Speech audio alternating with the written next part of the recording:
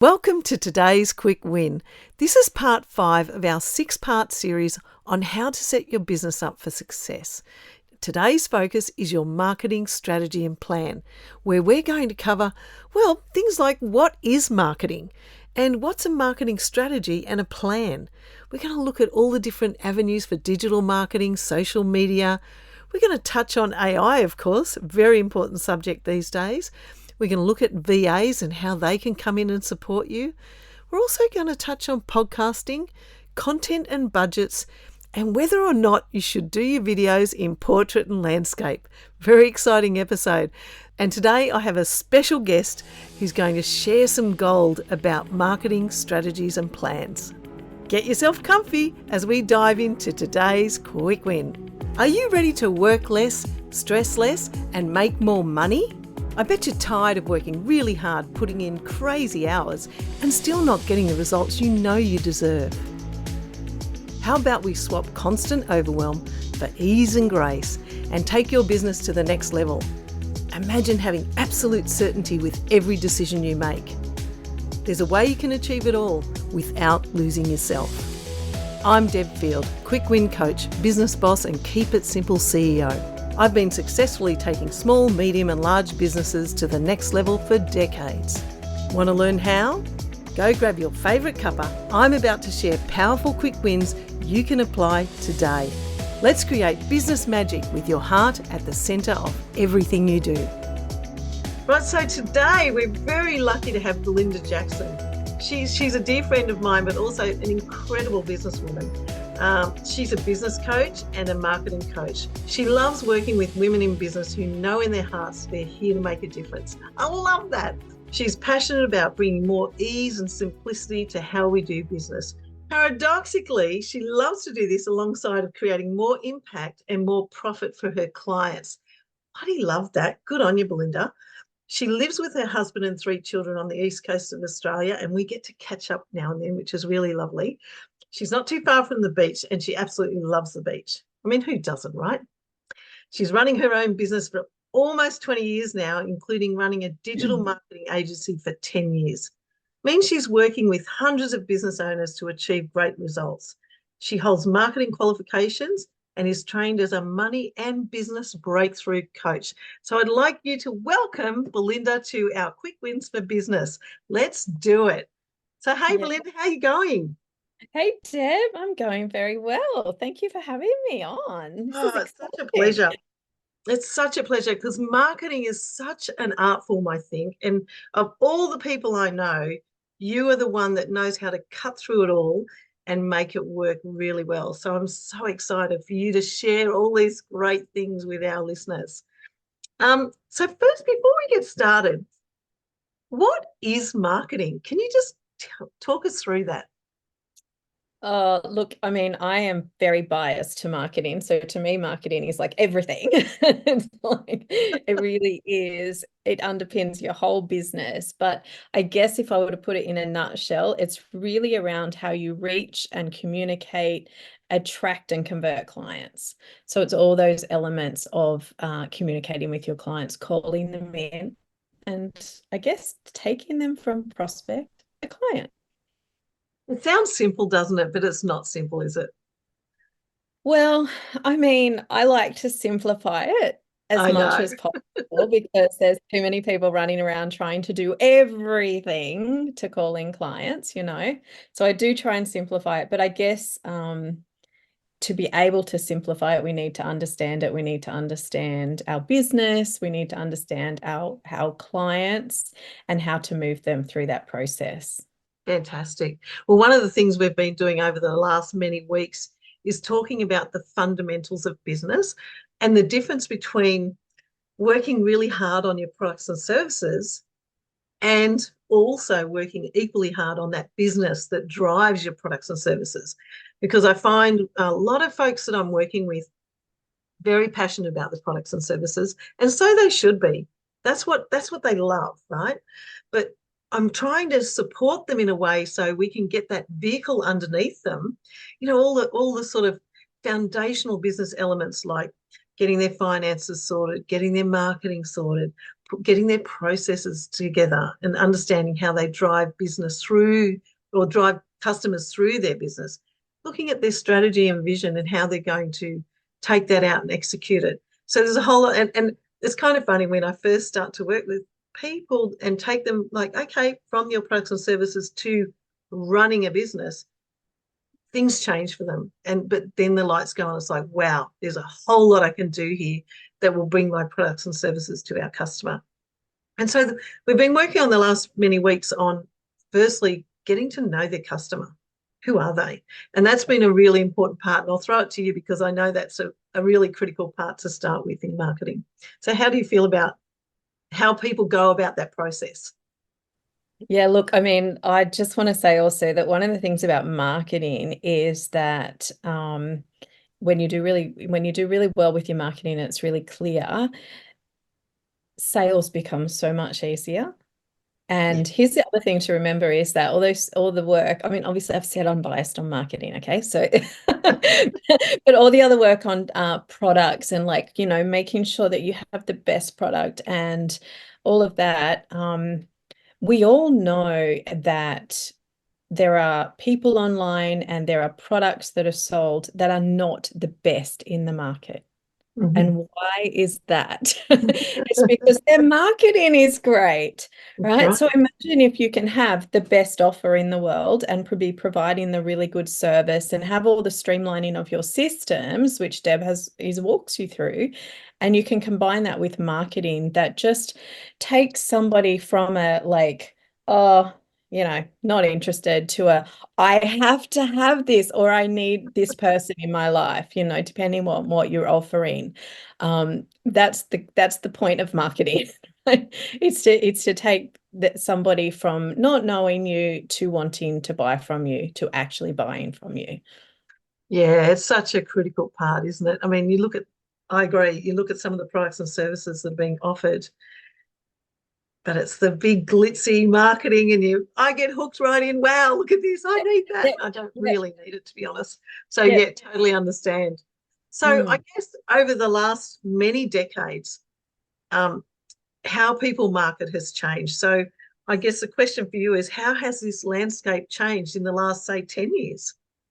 Oh, that's a really, really good one because it's changed massively. Like, I think back to, I mean, I started my business like 19 years ago. And back then it was really the infancy of digital marketing. So we all know how much digital marketing, how much online has changed, right? So 10 years ago, we were still Googling for answers to things, right? So, and that was a big way of getting, you know, clients, was optimizing our websites. And I mean, all the traditional marketing as well, you know, still counts, right? But if I'm talking about how it's changed mostly is online, and it's gone from digital marketing being super cool and like you just had to show up, right? Yeah. That's it. Yeah. To actually being a very flooded marketplace in every industry. There is a lot of noise online. So now we're in a position with, if we're to market ourselves or our business online, we need to cut through that noise. And that's the hardest part, because if you've got like a lot of competition, which everyone does online, there needs to be something that is going to have you stand out from the crowd so that people actually will stop and notice you. So the biggest difference from back then to now, I think, is back then you could get away with being boring and just like run of the mill with your marketing. Now, a lot more thought. You need to be a lot more innovative, and a lot more thought needs to go into really connecting with those ideal clients so that they go, whoa, whoa, who's that? Yeah. Right. Oh, that, you know? Yeah, yeah. So I think And that's, it's yeah, I just think that's the big difference, is that we have to be um uh, we just need to stand out a lot more. We can't be boring. yeah, we definitely can't be boring. Mm. I feel like there's so many different channels these days, and I mean, the behavior of the consumer is different. They're watching a lot of the fast, TikToks and things that are going by. I read an interesting article recently that said a lot of marketing is now done in portrait rather than landscape video, right? And the testing, though, shows they did some testing to see whether people are buying from portrait and fast TikToks. And the answer is no, they're not. Because our human perspective is in landscape. And so the purchasing appears to be coming from still a little bit slower in the video sense, as opposed to the flick, flick, flick doom scrolling, I think they call it. And so the purchasing is not happening from that. However, it doesn't stop the profiling. It doesn't stop the marketing. It doesn't stop the branding, in a sense, does it? Yeah, that's really true, because I think that especially with small businesses trying to compete online, it's impossible to compete with those producers of content that have all the budget behind them, and they can produce really fancy flash videos on YouTube or wherever they are, TikTok. Many of us don't have that sort of budget or skill set. And so what we need to do is really use those mediums to create the connection with our perfect clients. Like before it is, I agree. Like, I mean, I haven't seen that study, but I think it is harder to sell in a lot of these mediums. So I don't kind of tell my clients to go onto social media or YouTube or whatever to try and sell, but to build a relationship so that those people that start to come in and connect with you and follow you are kind of like almost you want them to be hanging on for the next piece of content that you produce, right? And then when you do invite them across to offers, they're already receptive to it. So it doesn't, I mean, this is the whole thing. That's another big difference between back 10 years ago and now, is that like back then you kind of had to have a website and you had to have all the fancy frills and bells and whistles with that. Now there are content creators and business owners, entrepreneurs online, just using social media and sending people to like really basic pages to sign up for offers. Like, you don't need to have all the bells and whistles anymore if you're doing that relationship building via whatever channel you're choosing. And the other thing is like not necessarily trying to do everything. I think a lot of small businesses fall down when they try to play on all the different channels, because that's hard work, right? Right. That's burnout. That Yeah. is burnout. And I hear that a lot, actually, in the smaller business areas, because they feel they need to spread themselves and they don't want to miss out on getting their customers. One of the tricks, though, is to actually really get to know your customer. And I think taking that time to backpedal a little bit. Who are they? How old are they? What do they typically do? What do they need? What do they love? What's their favorite music? It's kind of like getting to know them like a really good friend. And then, speaking with them and to them from that heart space. And people get it when it comes from the heart space. And I love that about you, because you come from that space. You love the women in business. You love connecting at that level of, what's in their heart and how are they bringing it to the world. And I think, as you said, relationship building is critical in this day and age. I think with the plethora of channels and the kind of impact they constantly have on our world, I think it's good to get down to the real truth of who they are and what they would love. Yeah, really knowing the customer, what you said then, that is really key. Like knowing what they want, what their desires, what their greatest desires are, what their greatest fears are, their biggest challenges. Knowing all of that about your client is going to get you so much further ahead, because it's not all just about you and your offers, right? It's about the client and how you can serve them, right? But then when we're showing up online, there is a big element of especially I work with a lot of businesses where the CEO or the woman behind the business is the brand of the business, like a lot of personally branded businesses. And so it does matter, like how you show up as well. Like you need to really know that client. And then that I really feel like the big key then is your like absolute conviction, heart-based calling. Like, what is it that you're so passionate about? And you need to get that through the screen. That's right. So that those perfect clients who you're speaking to go, oh, yeah, she knows who I am. She knows what I'm about and she can help me. Yeah. is really important. And a lot of that does come from your own conviction, your own confidence. And confidence, I believe, comes from conviction and, Yeah. continually showing up. Yeah. Yeah. I think that's really behind the reason I've chosen podcasting as a way to reach my customers, because there's so much in business that we do as women, right? As women, just between you and I and the listeners, we work hard. We work really hard. We've got our home life, we've got our businesses, we're looking after the family, we're often the financial director, the social director, you know, keeping things tidy. And to put so much time into marketing that doesn't work for them, I think it's really helpful if we can give them something that's takes that sort of overwhelm away from them. They can just settle and get into a marketing strategy and plan that will work. So we might dive into what that might look like. But before we do, I just have to touch on AI.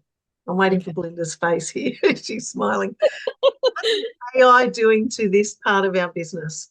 Look, I'm still kind of in mixed mind with AI, but I think I have come to a place where I'm almost clear on how I feel about it. Mhm. So it's here. It is what it is, and we're all using AI in our lives anyway, right? Like if you use Netflix, you're using AI because that's backbone of Netflix. So and even YouTube. So we're all using it anyway. I think in business, what we have to remember is that AI can serve us. We can use it as a tool. Like it can do amazing things. Like it can do amazing things for you personally and in business. And it can save time, it can shortcut. It's a really great resource, really, really is. So I'm 100% feel like it can be used. What I don't like the thought of is people thinking that AI can do the marketing for you, because in the type of businesses that I work for, and keeping in mind what I said about you can't be boring these days. You need to cut through the clutter. If you were to just use AI, and you could go and get AI, there's hundreds of people out there giving you prompts and scripts to just plug into AI, and you'll get all your marketing content done for you. A year's worth of content in like 5 minutes For 20 cents. for 20 for nothing. Yeah, right. Um, so you can do that for sure, but reality check is that content going to cut through the clutter? Highly unlikely, because there's only so much that AI can do. And what is really going to have you cut through the clutter is when you're bringing your own heart-fueled passion for what you do and the results that you get your clients and your conviction. That's what's going to get you over the line. So you use AI as a tool to help in your business, because I mean, you can even use AI just to like fix up grammar and like Yeah, play around with content and things like that. But don't think that you can plug in and get a heap of content and it's ready to go, right? Because it won't have the magic essence of who you are and what you do. that's right. It certainly can't put the heart into it, can it? And I think that's a critical factor when you're starting to connect with people. Yeah, so that's my 2 cents on AI. I love your 2 cents. You've got many senses. It's dollars and cents. Beautiful. Yeah, interesting. I actually used it recently to deconstruct a research paper to bring it down into the essence of it. Yeah. Saved me time reading a 100-page research paper because I just needed the nut that was in it. So things like that. And then I go and research whether it got it right or not. But it certainly saved me time. Okay, so let's get into it. Let's get into the marketing. I mean, I have sort of thoughts about we need a strategy and we need to turn that into an executable plan. If I'm a startup or I'm in business and I want to really get my marketing going, what do I do? Okay, so I guess for most small businesses and startups, your marketing really is like kind of like a living plan, in that it needs to roll and evolve with your business and where you choose to take business as well. So where to start? I mean, like, I guess that's where, I mean, AI could probably help you to create the bare bones of a marketing plan. You could plug into AI. Okay, I want to create a marketing plan for my small business that does XYZ. That's where AI actually comes in really handy for structural things like that, and they can help you formulate a document. really, when it comes down to it, marketing is understanding your client. So AI can help with that, like plugging in, like, okay, here's my client. They might come back with, you can ask AI, like, what kind of challenges my client would have, or what are they after? But ultimately, you'll also know. So it's kind of in both things to find your answers of who your perfect client is. Your key marketing plan document really needs to be your vision for your business. Like, and when I'm working with clients, it's around the vision for the business. It's around the mission that is the backbone of the business. It's about your perfect ideal client. So it's really knowing who that is. It's about your channels of marketing. Like, where are you going to show up? Where are you going to be visible? That's not the executable part though, That's right? right. Sounds That's great though. yeah. It's like knowing, okay, I'm going to market my business on Instagram. Okay. Like, so the executable part is then, deciphering what it is, what kind of content you're going to create, what your core message is. So that's all a big part of marketing as well, like understanding your brand. And your brand really is like what people come to know of your business and how they feel about your business. It's not just your logo. It's like, it's the vibe of how Yeah. shows up, really. And then you're like your messaging. So it's like what you want to be known for, like which obviously has to link in with your office. Yeah. But having all of this documented into some kind of a very simple marketing plan means that you have clarity. Because a lot of small businesses, I still see it now, will show up on Instagram as an example, and they're posting like just random things like that have no relevance to the business or to what your core offer is, because they're turning up on the day thinking, oh, I need to post something to social media, Yeah, right? that's right. What am I going to say? So it's like top of mind stuff. Yeah. Whereas if you have done the work to put kind of a bit of a plan and a strategy together, you know what your key pillars of content are. Um, so it just makes life so much easier, allows you to speak more directly. So you kind of, your marketing document will be that bigger picture of what it is that you're creating and what your core marketing channels are. And then you kind of have your executable plan where you're getting clear on what kind of content am I putting out into the world? What other ways am I attracting clients?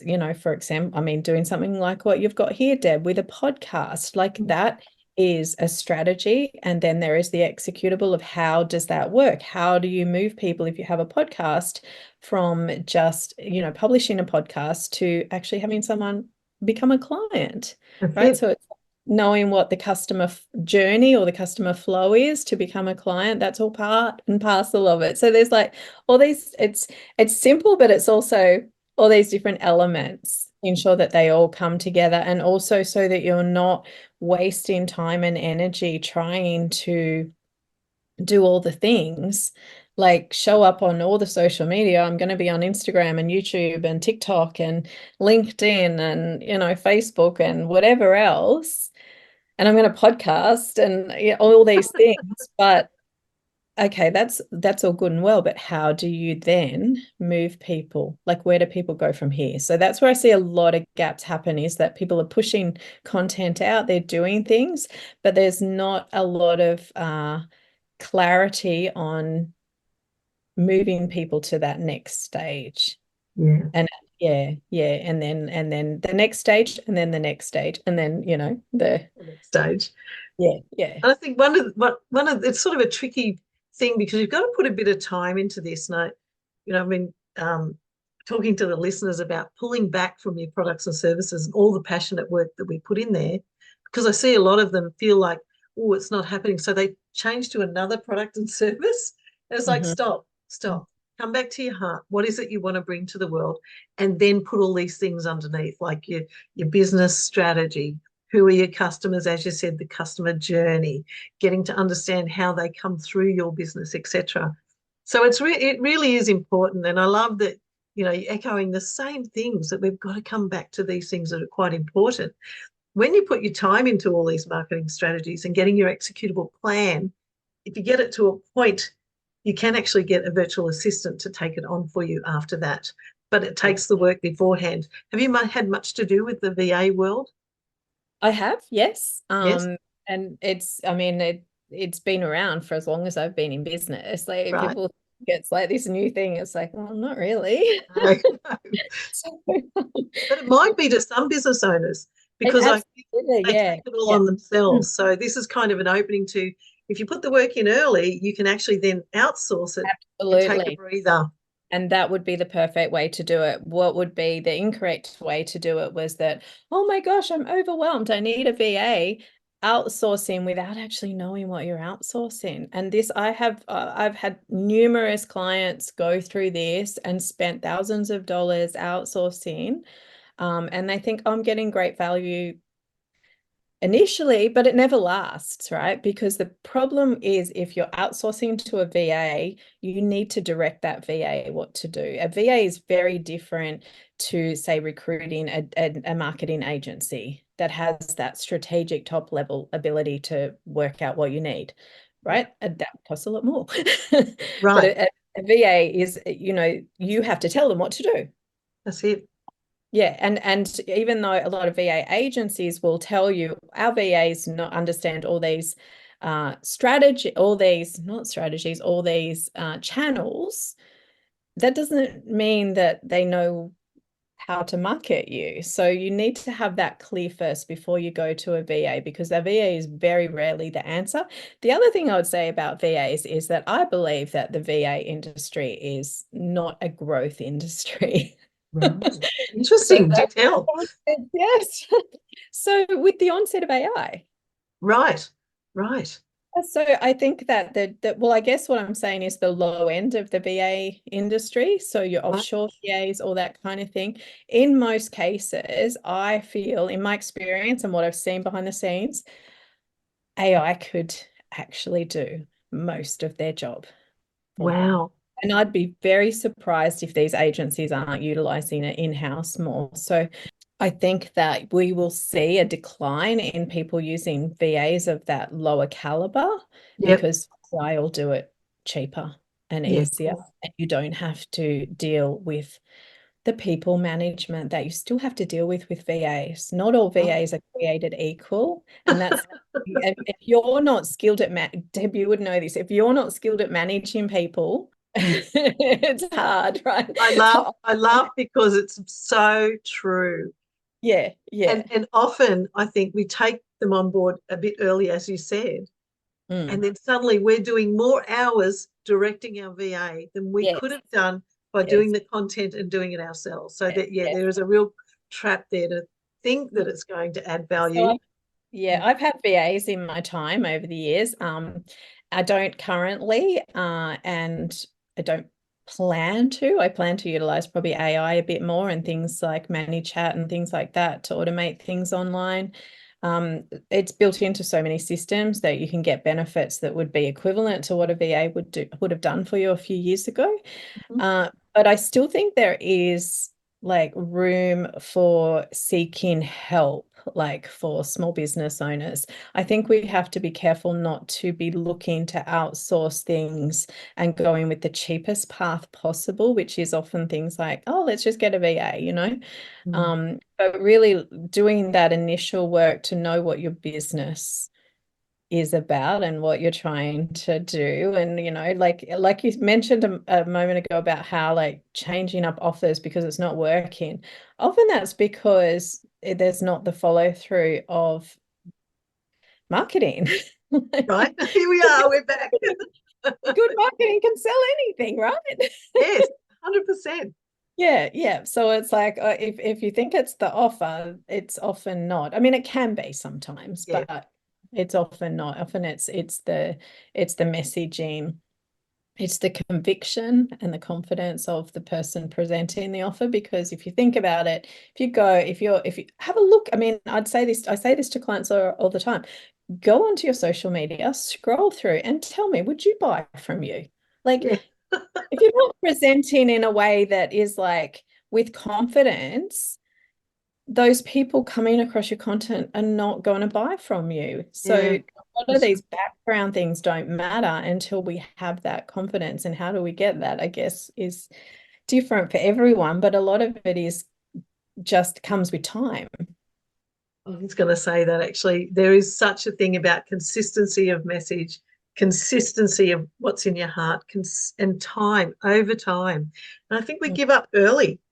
We give up so early in our, our heart's desires because we're not seeing the fruits really quick. I think the way the world works right now, the way we see things on television, like shows even wrap up quicker now. We get an end result quicker. Yes. We're gratified quicker. So Yes. we're not as well programmed these days to, do the long-term gratification and putting the hours in, the time in to get those results. And no, that's just a partial of the time, isn't it? It's just the way the world's working at the moment. Fast moving. Yeah. And those that stick with it actually will get the result. There is no question in my mind because Yeah. we only see the overnight successes show up on social media, and we're not seeing all of the work that they've done beforehand, all the work they've put into understanding the customer, understanding their business, what's in their heart, what's their products and services, what is the offer, and is it what they want? We don't see all that. We just see the da-da, I've made $1 million in 20 days or less for $1.50. That kind of stuff. And that's just not the truth of it. I think it was a stat I read the other day that podcasters get to about 8 episodes and give up. Yeah. Okay. Interesting. So there's a huge drop off, and that comes from not knowing why you're doing it, who you're talking to, what's your message. And so, of course, you can't, you're not going to attract an audience if you're not sure on what you're delivering. So you're right. Our consistency, our confidence, our connection to our heart's calling, it's such an important factor. Yeah. Yeah. Yeah, that's it. It's really just keeping showing up. So being so sold on what you're here to do and what you're offering yourself, that you just keep going because it's the right path. And then eventually everything else will catch the up. door opens. Yeah. Oh, that's fantastic. Look, I've got to thank you so, so much for coming and having a chat to me today. And I know the listeners are going to love you. You're just such an amazing person, Belinda, and I'm really appreciating your time. Now, can you share with the listeners how they can get in touch with you if they want to connect with you and your services? Sure. So a couple of ways you can get in touch is through my social media. I'm mostly on Instagram and Facebook, and my Instagram handle is Biz with Belinda. And my Facebook page is the same. So you can find me on those and you can message me there. Or my website at the moment is webchameleon.com. I am in the process of updating my website, but that one will come across to the new one when it's ready anyway. But yeah, webchameleon.com. So social media or on my website, and feel free to reach out if you have any questions or would like to connect further. That's fantastic. And have you got anything that you'd like to finish with to share with our listeners today?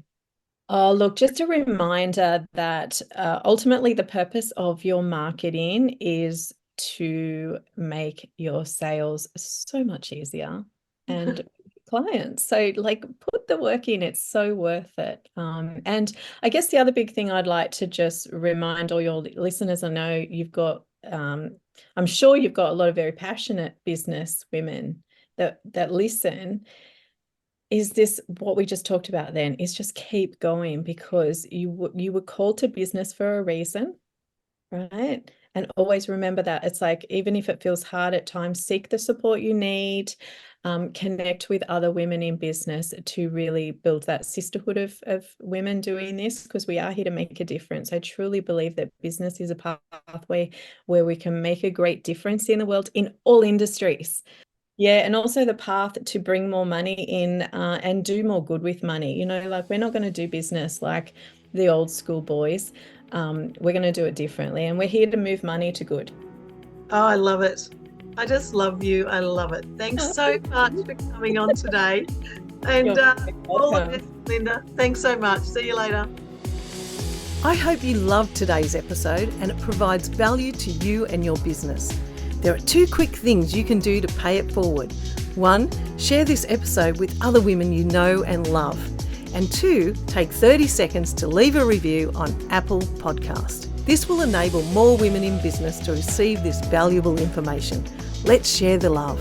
Finally, go to quickwinsforbusiness.com, get your free business checklist and join our private Facebook community where I'll be sharing additional quick win tools. Let's work together. Join me here next week with another exciting episode sharing more quick wins for your business. Have a great day.